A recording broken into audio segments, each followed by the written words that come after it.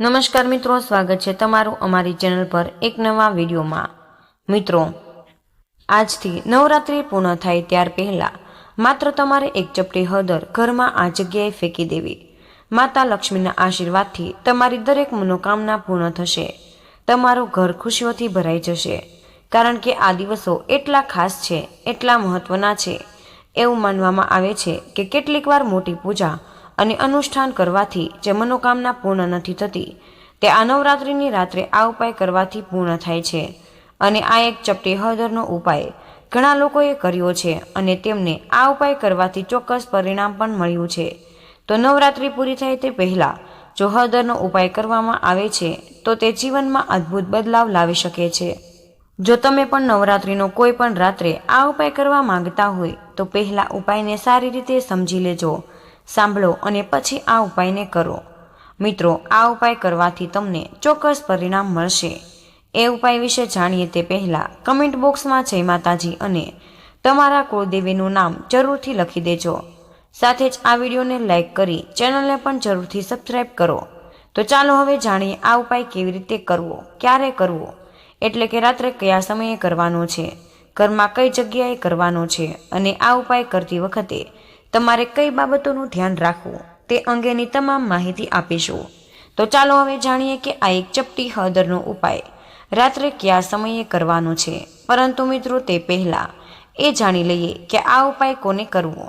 તો જો આ હળદરનો ઉપાય શા માટે કરવામાં આવે છે, તે મનોકામના પૂર્ણ કરવા માટે અને તમારા જીવનમાં દુઃખ અને સમસ્યાઓ દૂર કરવા માટે, અથવા તો તમારું કોઈ પણ મોટું કામ જે પૂર્ણ નથી થઈ રહ્યું તે માટે તમે આ ઉપાય કરી શકો।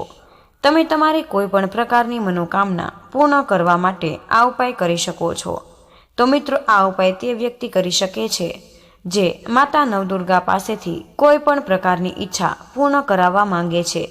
જો કોઈ પણ માતા કે બહેન પોતાના ઘરમાં સુખ શાંતિ માટે ઉપાય કરવા માંગે છે તો મિત્રો, ઘરની મોટી માતાઓ અને બહેનો ખાસ કરીને હળદરનો આ ઉપાય કરી શકે છે। કારણ કે મિત્રો, માતાઓ અને બહેનો ઘરની લક્ષ્મી હોય છે। જ્યારે ઘરની લક્ષ્મી કોઈ ખાસ ઉપાય કરે તો તેનું પરિણામ ખૂબ જ ઝડપથી અને ખૂબ જ મોટા પ્રમાણમાં પ્રાપ્ત થાય છે। મિત્રો, નહીંતર કોઈ પણ વ્યક્તિ આ ઉપાય કરી શકે છે, પછી તે વૃદ્ધ હોય, નાનો હોય કે બાળક હોય, જે પણ વ્યક્તિ હળદરનો ઉપાય સમજી વિચારીને કરે છે તો તેને આ આસો માસના કોઈ પણ નવરાત્રિના દિવસે આ હળદરનો ઉપાય અવશ્ય જ કરી લેવો જોઈએ મિત્રો, કારણ કે તેને આ ઉપાયનું પરિણામ ખૂબ જ ઝડપથી મળવાનું છે। કારણ કે આ 9 દિવસ માતા નવદુર્ગાને સમર્પિત હોય છે અને જો કોઈ પણ વ્યક્તિ સાચા દિલથી આ સમયમાં કોઈ પણ ઉપાય કરે છે તો મિત્રો, તેનું ઉપાયનું ફળ અવશ્ય જ મળે છે। અને આ દિવસે હળદરનો ઉપાય કરવાથી માતા દુર્ગા ખૂબ જ પ્રસન્ન થઈ જાય છે। તો મિત્રો, ચાલો હવે આપણે જાણી લઈએ કે એક ચપટી હળદરનો ઉપાય તમારે કેવી રીતે કરવાનો છે। પરંતુ તે પહેલાં જાણીએ કે આ ઉપાય રાત્રે કયા સમયે કરવાનો છે, એટલે કે કેટલા વાગ્યે કરવો। આ ઉપાય તમારે સાંજના સમયે પ્રદોષકાળમાં કરવાનો રહેશે। હવે ઘણા લોકોના મનમાં એક પ્રશ્ન હોય કે આ પ્રદોષકાળનો સમય ક્યારે હોય છે। તો જુઓ મિત્રો, પ્રદોષકાળનો સમય સાંજે 6 વાગ્યાથી 7 વાગ્યા સુધીનો હોય। જો તમે આ સમય દરમિયાન કોઈ પણ ઉપાય કરશો તો તમને તે ઉપાયનું પરિણામ ચોક્કસ મળવાનું છે। તેથી તમે આ હળદરનો ઉપાય સાંજે 6 વાગ્યાથી લઈને 7 વાગ્યા સુધીનો છે।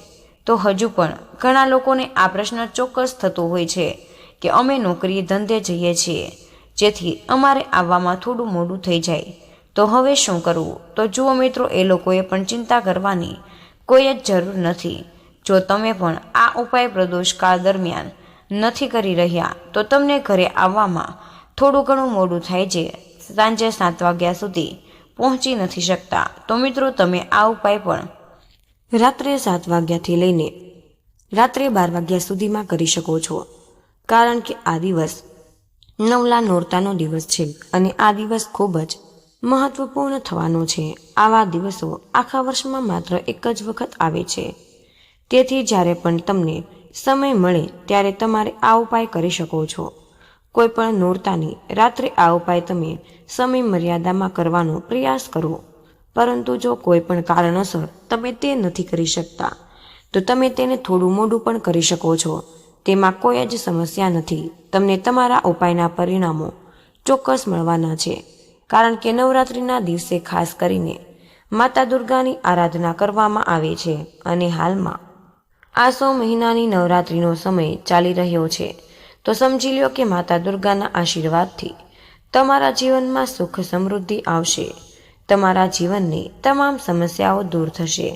તો ચાલો હવે જાણીએ કે આ એક ચપટી હળદરનો ઉપાય કેવી રીતે કરવાનો છે. આ ઉપાય કરવા માટે સૌથી પહેલાં તમારે હળદર લેવાની છે, જે શ્રીહરિ વિષ્ણુ સાથે જોડાયેલી છે અને ગુરુગ્રહ સાથે જોડાયેલી છે. તે તમારી કુંડળીમાં ગુરુને મજબૂત બનાવે છે, સુખ અને સૌભાગ્યને આકર્ષિત કરે છે અને સુખ અને સમૃદ્ધિમાં વધારો પણ કરે છે. તેથી તમારે એક ચપટી દળેલી હળદર લેવી. તો જો જ્યારે પણ તમે કોઈ પણ હળદરનો ઉપયોગ કરો છો તો મિત્રો ત્યારે તમે સીધા શ્રીહરિ વિષ્ણુને પ્રસન્ન કરો છો. જ્યારે માતા તુલસી દેવી લક્ષ્મીનું સ્વરૂપ છે. તમે બધા જાણો છો કે તુલસીનો છોડ શ્રીહરિ વિષ્ણુ અને શ્રી કૃષ્ણને સૌથી વધુ પ્રિય છે.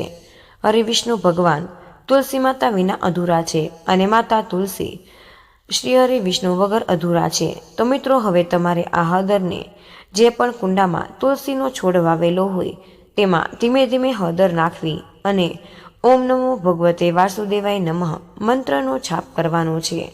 મિત્રો ઓમ નમો ભગવતે વાસુદેવાય નમઃ મંત્રનો જાપ તમારે ઓછામાં ઓછો 11 વખત કરવો. આ મંત્રનો જાપ કરતા અને તુલસીના છોડમાં આખા કુંડામાં હળદરનો છંટકાવ કરવો. તો જુઓ, જે પણ વ્યક્તિ નવરાત્રિ પૂર્ણ થાય ત્યાર પહેલાં આ ઉપાય કરે છે તો સમજી લો કે 7 પેઢીની નિર્ધનતા અને દરિદ્રતા દૂર થઈ જાય છે. કારણ કે હળદર સામાન્ય વસ્તુ નથી. તમે જોયું જશે કે આપણે જે પણ લગ્ન કે કોઈ પણ શુભ કાર્ય કરીએ છીએ તેમાં હળદર જરૂરથી લઈએ છીએ. જ્યારે પણ આપણે ગ્રહ પ્રવેશ કરીએ ત્યારે મિત્રો આપણે હળદરનું સ્વસ્તિક બનાવીએ છીએ. કોઈ પણ સારું કામ કરીએ છીએ તો તેમાં હળદરનો ઉપાય જરૂર કરવો જોઈએ. હળદર તમારા ઘરને મજબૂત બનાવે છે. નવરાત્રિનો આ ખૂબ જ સારો ઉપાય છે. તેથી આ ઉપાય કરવાથી ભગવાન શ્રીહરિ વિષ્ણુ તમારાથી પ્રસન્ન થાય છે અને તમારી દરેક આર્થિક સમસ્યા દૂર કરે છે. જે લોકો કહે કે મારા જીવનમાં ખૂબ જ ગરીબી અને નિર્ધનતા આવી ગઈ છે, તો પૈસા ઘરમાં આવે છે પણ લાંબો સમય સુધી ટકતા નથી, નકામા ખર્ચા વધી જાય છે, તો આ ઉપાય કરવાથી તમારા જીવનમાંથી આ બધી જ સમસ્યાઓ સંપૂર્ણ દૂર થઈ જાય. એટલા માટે મિત્રો તમારે આ ઉપાય અવશ્ય જ કરવો. હવે પછીના ઉપાય વિશે જાણીએ તે પહેલાં મિત્રો તમે કમેન્ટ બોક્સમાં જય માતાજી જરૂરથી લખી દેજો. સાથે જ આ વિડીયોને લાઈક કરી ચેનલને સબસ્ક્રાઈબ જરૂર કરજો. તો ચાલો હવે પછીના ઉપાય વિશે આપણે વાત કરી લઈએ, જે પણ મુખ્ય દરવાજા સાથે જોડાયેલા છે અને આ ઉપાય સ્થિતિ લક્ષ્મીના નિવાસ માટે છે. મિત્રો આ ઉપાય કરવા માટે તમારે દળેલી હળદર લેવી અને જે પણ શ્રીહરિ વિષ્ણુ સાથે જોડાયેલી છે અને તમારે થોડું પાણી નાખીને તેને અડધી જાડાઈથી પેસ્ટ બનાવવાની રહેશે. અને હવે મિત્રો તમારે આ હળદરથી તમારા ઘરમાં સ્વસ્તિક એટલે કે સાથીઓ બનાવવાનો છે અને કેટલાક સ્વસ્તિક બનાવવાના છે એ પણ આપણે જાણી લઈએ. તો મિત્રો તમારે ઘરમાં તમે જે જગ્યાએ પૈસા રાખો છો તે જગ્યાએ એક સ્વસ્તિક બનાવવાનું છે અને જ્યાં પણ તમે પૈસા રાખો છો ત્યાં તેની પર હળદર લગાવીને તમારે સ્વસ્તિક બનાવો. મિત્રો હવે બીજો સ્વસ્તિક તમારે ઘરના મંદિરમાં બનાવવાનો છે અને ત્યાર પછી 2 સ્વસ્તિક ઘરના મુખ્ય દરવાજાની બહાર બનાવવાના છે. મિત્રો આમ કુલ 4 સ્વસ્તિક બનાવવા અને મુખ્ય પ્રવેશ દ્વારની બહાર 2 સ્વસ્તિક, એક જ્યાં તમે પૈસા રાખો અને ત્યાં એક ઘરના મંદિરમાં તમારે બનાવવાનું રહેશે. આમ તમારે કુલ 4 સ્વસ્તિક બનાવવાના છે. નવરાત્રિના કોઈ પણ દિવસે આ ઉપાય કરવાથી ઘરમાં માતા દુર્ગા અને માતા લક્ષ્મીનો વાસ હંમેશા રહે છે. કારણ કે હળદરનો સંબંધ શ્રીહરિ વિષ્ણુ સાથે છે અને મહાલક્ષ્મી ત્યાં હંમેશા હોય જ્યાં શ્રીહરિ વિષ્ણુનો વાસ હોય છે. હવે વાત કરીએ, જો તમે તમારા ઘરના મંદિરમાં સ્વસ્તિક બનાવો છો તો તમારા ઘરમાંથી જે પણ ઉર્જા વહે છે, આખા ઘરમાં ઉર્જા ફેલાય છે, તો તમારા ઘરમાં સકારાત્મક ઉર્જા વધે અને જ્યારે પણ તમે તમારા ઘરના મંદિરમાં હળદરથી સ્વસ્તિક બનાવો છો તો નકારાત્મક શક્તિઓ, નકારાત્મક ઉર્જા આ જેવી વસ્તુઓ તમારા ઘરમાં બિલકુલ જ નથી રહેતી. મુખ્ય દરવાજો એટલો ઉત્તમ છે કે મુખ્ય દરવાજેથી મા લક્ષ્મીની પહેલી નજર તમારા મુખ્ય દરવાજા પર પડે છે. અને જો તમે મુખ્ય દરવાજા પર હળદરનું સ્વસ્તિક કરો છો તો મા લક્ષ્મી તેને જોતા જ પ્રસન્ન થઈ જાય છે, કારણ કે તે શ્રીહરિ વિષ્ણુને પ્રતીક છે, દેવી લક્ષ્મી સાથે જોડાયેલી છે. અને જે વ્યક્તિ તેના ઘરના મુખ્ય દરવાજા પર એટલે કે મુખ્ય દ્વાર પર હળદરનું સ્વસ્તિક બનાવે છે તેને સમજી લેવું દેવી લક્ષ્મી તેના ઘરમાં વાસ કરે છે. અને તમારા ઘરમાં હંમેશા દેવી લક્ષ્મીનો વાસ હોય છે. આ હળદરના સ્વસ્તિકનો ઉપાય નવરાત્રિમાં કરવામાં આવતો ખૂબ જ સારો એવો ઉપાય છે. હવે વાત કરીએ કે હળદરના એવા નાના નાના ઉપાય વિશે જે તમને ખૂબ જ મોટું પરિણામ આપી જશે. નવરાત્રિ પૂરી થાય તે પહેલાં જો તમે હળદરનો આ ઉપાય કરવો આવે તો તે જીવનમાં અદ્ભુત બદલાવ લાવી શકે છે. હવે પ્રશ્ન થાય છે કે કયા કયા ઉપાયો નવરાત્રિ પૂરી થાય તે પહેલાં આપણે કરવા જોઈએ. તો મિત્રો, સૌપ્રથમ છે હળદરનો દીવો. મિત્રો, જો નવરાત્રિ દરમિયાન સાંજે માતાના ચરણોમાં હળદર મિશ્રિત ઘીનો દીવો પ્રગટાવવામાં આવે છે તો ઘરમાં અખંડ સમૃદ્ધિ રહે અને દેવી લક્ષ્મીના આશીર્વાદ ક્યારેય નથી છૂટતા. બીજો ઉપાય છે હળદરની ગાંઠનો. મિત્રો, હળદરની ગાંઠને શાસ્ત્રોમાં ખૂબ જ શુભ માનવામાં આવી છે. નવરાત્રિ પૂરી થવા પહેલા ગુરુવાર કે શનિવારે હળદરની ગાંઠને પીળા કપડામાં બાંધી પૂજા કરીને ઘરના ખજાનામાં કે તિજોરીમાં રાખવી તો પૈસાનો અભાવ ક્યારેય નહીં રહે. ત્રીજો ઉપાય છે સ્વસ્તિક દોરવાનો. નવરાત્રિના 9મા દિવસે ઘરની બહાર કે દુકાનમાં પ્રવેશ દ્વાર પર હળદરથી સ્વસ્તિક દોરો તો દુષ્ટ શક્તિઓ ઘરમાં પ્રવેશ નથી કરતી. ઘરમાં સકારાત્મક શક્તિઓનો વાસ રહે છે. ચોથો ઉપાય છે હળદરની ગાંઠ. મિત્રો, 108 ગાંઠોની માળા તમારે લઈને માતા લક્ષ્મીને ઓમ શ્રી મહાલક્ષ્મી નમઃ મંત્રનો જાપ કરો અને અદ્ભુત ધન પ્રાપ્તિ થાય છે. પાંચમો ઉપાય છે હળદરથી બનેલું તિલક.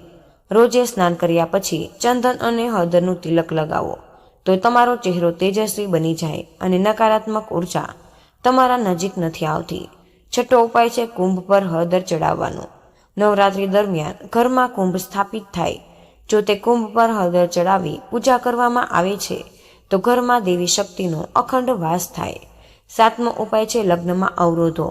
મિત્રો, લગ્નમાં વારંવાર અવરોધ આવે છે તો ગુરુવારે હળદર ઘસીને માતા પાર્વતીને અર્પણ કરી ઓમ પાર્વતી પતિ નમઃ મંત્રનો જાપ કરો તો થોડા જ સમયમાં લગ્નના માર્ગ ખુલવા લાગે છે. આઠમો ઉપાય છે ઘરમાં હળદર મિશ્રિત પાણી છાંટવાનો. જો નવરાત્રી દરમિયાન ઘરની બારીઓ, દરવાજા ઉપર આ પાણી છાંટવામાં આવે છે તો મિત્રો નકારાત્મક શક્તિઓ દૂર ભાગે છે અને ઘર પવિત્ર બને. નવમો ઉપાય છે વેપારમાં વૃદ્ધિનો. જો ધંધામાં નુકસાન થઈ રહ્યું હોય તો હળદરની ગાંઠ, 1 રૂપિયો અને 5 ઘઉંના દાણા તમારે પીળા કપડામાં બાંધી દુકાનની તિજોરીમાં રાખવાથી ધીમે ધીમે નફો થવા લાગે છે. 10મો ઉપાય છે દુશ્મનને શાંત કરવાનો. જો કોઈ પણ દુશ્મન તમને ત્રાસ આપે છે તો નવરાત્રી દરમિયાન તમારે હળદરની ગાંઠ હાથમાં લઈને તેનું નામ બોલીને દેવી બંગલામુખી મંત્રનો જાપ કરવો તો તે દુશ્મન ક્યારેય પણ નુકસાન નથી કરી શકતો. આ બધા જ ઉપાયો માત્ર અંધશ્રદ્ધા નથી, પરંતુ તે આપણા મનને વિશ્વાસ આપે છે, આપણામાં આત્મવિશ્વાસ પેદા કરે છે. જ્યારે મન મજબૂત બને ત્યારે જીવનમાં સકારાત્મકતા વધે અને નસીબના દરવાજા ખુલે છે. મિત્રો, યાદ રાખો કે નવરાત્રિ પૂરી થાય તેના પહેલાં તમારે આ ઉપાયો જરૂરથી કરી લેવા અને જીવનમાં અણધારા બદલાવ આવી શકે છે. ઘરમાં સુખ અને શાંતિનો પ્રવાહ સતત રહે છે. પૈસાનો અભાવ ક્યારેય આવતો નથી અને સંતાન સુખ પ્રાપ્ત થાય છે. આરોગ્ય સારું રહે અને દુશ્મનોનો અંત થઈ જાય છે. હળદર માતા લક્ષ્મીનો પ્રિય તત્વ છે. તેથી પણ જે ઘરમાં હળદરનું સન્માનપૂર્વક ઉપયોગ થાય છે ત્યાં દેવી લક્ષ્મી સદૈવ વસે છે. તેથી જ મિત્રો, જો તમે ઈચ્છો કે તમારા જીવનમાં ગરીબી, કલશ અને મુશ્કેલીઓ દૂર થઈ જાય અને માતા લક્ષ્મીનો અખંડ આશીર્વાદ તમને મળી જાય તો મિત્રો, નવરાત્રિ પૂરી થાય તેના પહેલાં તમારે જરૂર હળદરનો આ ઉપાયોમાંથી કોઈને કોઈ એક કરો. શ્રદ્ધા અને વિશ્વાસથી કરેલો ઉપાય જ ફળ આપે છે. એ કારણે મનમાં શંકા રાખ્યા વગર તમારે ભક્તિપૂર્વક આ ઉપાય કરવો તો ચોક્કસ જ જીવનમાં સુખ, શાંતિ અને સમૃદ્ધિ આવશે. તો ચાલો હવે પછીના ઉપાય વિશે વાત કરીએ. જો તમારા જીવનમાં આર્થિક સંકટની સમસ્યા છે, સતત મહેનત કર્યા પછી પણ તે મહેનતનું ફળ મળતું નથી, તો આ દિવસે સૂતા પહેલા તમારે આ ચમત્કારી દીવો અવશ્ય જ કરી લેવો જોઈએ. તો જીવો, દીવો આપણા ઘરની બધી જ નકારાત્મક શક્તિઓને બહાર કાઢી નાખે છે. તમને આ ઉપાય વર્ષમાં તમારે માત્ર એક જ વાર કરવાનો મોકો મળે છે અને આ ઉપાય ખાસ નવરાત્રિમાં કરવામાં આવે છે. તો મિત્રો, આ ઉપાય તમારે તુલસીજીને સૂકી ડાળી લેવાની છે. જો તમારી પાસે જૂની તુલસીની લાકડી હોય તો પણ તમે તેને લઈ શકો, અને જો તમારા ઘરમાં તુલસીની ડાળી સુકાઈ ગયેલી હોય તો તમે તેની ડાળીઓને તોડીને તેનો ઉપાય પણ તમે કરી શકો છો. પરંતુ તમારે એ વાતનું ખાસ ધ્યાન રાખવાનું છે કે તમારે સૂર્યાસ્ત પહેલાં તુલસીની ડાળી તોડવી લેવી અને આ દિવસે તમારે લાકડી તોડવી નહીં. તો મિત્રો, આ ઉપાય માટે સૌપ્રથમ તમારે માટીનો દીવો લેવાનો છે.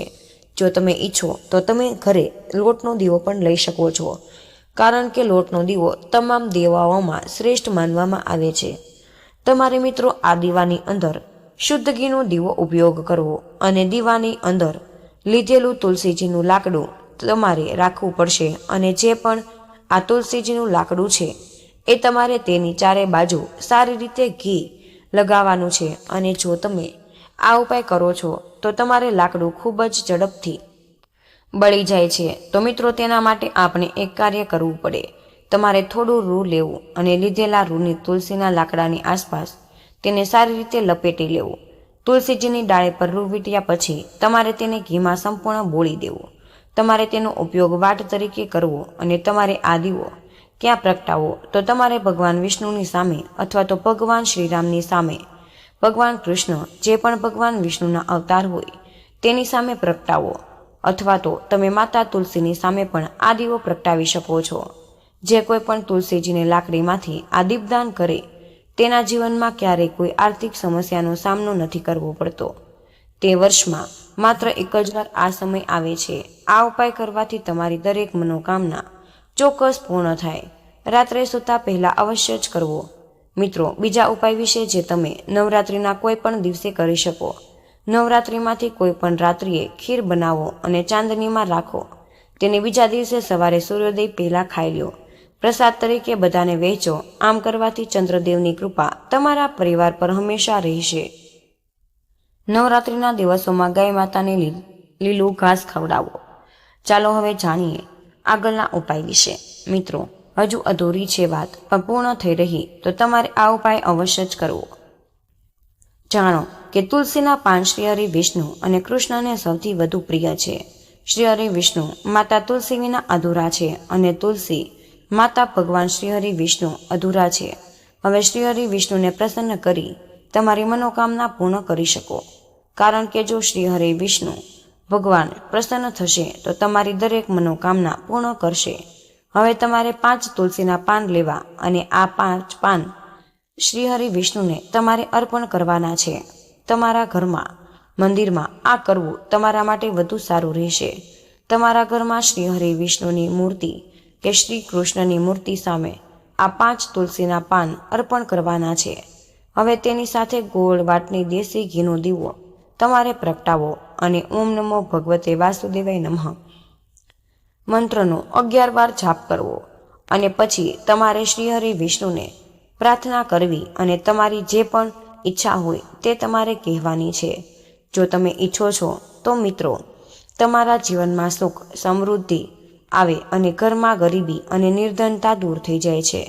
ઘરમાં ઘણો નકામો ખર્ચો થાય અથવા તો કોઈ પણ લગ્નની સમસ્યા છે, તો તમારી જે પણ ઈચ્છા હોય બસ એકવાર શ્રીહરિ વિષ્ણુને કહો, કારણ કે આ દિવસો નવરાત્રિના ખાસ દિવસો છે અને આ દિવસ એટલો શુભ છે કે તમે શ્રીહરિ વિષ્ણુ પાસેથી, માતા દુર્ગા પાસેથી જે પણ માંગો છો તે ખૂબ જ જલ્દી તમારી મનોકામના પૂર્ણ કરે છે. મિત્રો, હવે આપણે જાણીએ કે નવરાત્રિના દિવસોમાં કયા કયા કામ ન કરવા. તો મિત્રો, આ દિવસે તમારે ડુંગળી અને લસણનું સેવન બિલકુલ ન કરવું. આપણા ધર્મશાસ્ત્રમાં સ્પષ્ટ લખેલું છે કે શારદીય નવરાત્રિના દિવસો સ્વયં માતા રાણીનો દિવસ હોય. આવા સમયે જો કોઈ પણ વ્યક્તિ ભૂલથી પણ માંસ મદિરાનો ઉપયોગ કરે તો વ્યક્તિ 7 જન્મ સુધી વંશહીન થઈ જાય. આવા લોકો આકસ્મિક દુર્ઘટનાનો શિકાર પણ થઈ શકે. એટલા માટે શારદીય નવરાત્રિ પર મહિલાઓ અને પુરુષો ઘરમાં તામસી વસ્તુઓનો ઉપયોગ ન કરવો અને ન તો પોતાના ઘરના કોઈ પણ સદસ્યને કરવા દેવો. ત્યારબાદ શારદીય નવરાત્રિ પર તમારે તમારું મન શાંત રાખવું. આવા શુભ અને મંગલકારી દિવસો પર કોઈની સાથે લડાઈ ઝઘડા કલેશ ન કરવો અને શારદીય નવરાત્રિ પર કોઈ પણ મહિલા કે કન્યાનું અપમાન ન કરવું. આમ તો સ્ત્રીનું અપમાન ફક્ત એક જ દિવસ નહીં પરંતુ ક્યારેય પણ ન કરવું જોઈએ. માતા લક્ષ્મીને સ્ત્રીનું સ્વરૂપ માનવામાં આવ્યું છે. તો મિત્રો, આવા સમયે જો તમે શારદીય નવરાત્રિના દિવસોમાં કોઈ પણ સ્ત્રીને અપમાનિત કરો છો તો મિત્રો આવું કરવાથી માતા લક્ષ્મીનું અપમાન માનવામાં આવે છે. જે ઘરોમાં મહિલાનું સન્માન નથી કરવામાં આવતું તેમાં તો લક્ષ્મી ક્યારેય નિવાસ નથી કરતા. મિત્રો, તે માટે શારદીય નવરાત્રિ પર પતિ પત્નીએ ભૂલથી પણ એકબીજા સાથે લડાઈ ઝઘડા ન કરવા જોઈએ. મતભેદથી મોટી પરેશાની પેદા થઈ જાય. શારદીય નવરાત્રિ પર એવું પણ કામ ન કરો જેનાથી દાંપત્ય જીવનમાં પરેશાની આવી જાય. શારદીય નવરાત્રિના પવિત્ર દિવસોમાં માંસાહાર ભૂલથી પણ ન કરવો. આ ઉપરાંત આ દિવસે આલ્કોહોલ પીવાથી પણ બચવું જોઈએ. જો શક્ય હોય તો શારદીય નવરાત્રિ પર પૂર્ણ સાત્વિક ભોજન કરવું. આ દિવસે માંસ મદિરાનું સેવન કરવાથી ઘરમાં અશાંતિ આવે છે અને માતા રાણી નારાજ થઈ જાય. આવા ઘરોને છોડીને જતી રહે છે. બીજી વાત મિત્રો, શારદીય નવરાત્રિ પર કાળા કપડાં ન પહેરવા. શારદીય નવરાત્રિના દિવસે કાળા રંગના કપડાં પહેરવા પણ અશુભ માનવામાં આવે છે, કારણ કે કાળો રંગ નકારાત્મક ઉર્જાનું પ્રતીક હોય અને તેને તામસી ગુણ સાથે જોડાયેલો માનવામાં આવે છે.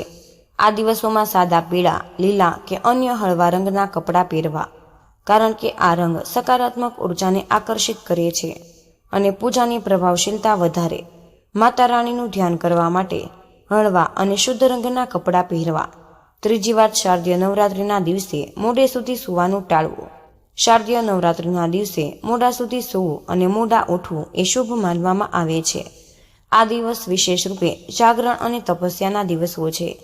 આ દિવસે ભક્તોએ રાત્રિએ જાગીને માતા રાણીની પૂજા કરવી અને પોતાના મન અને શરીરને શુદ્ધ કરવું જોઈએ.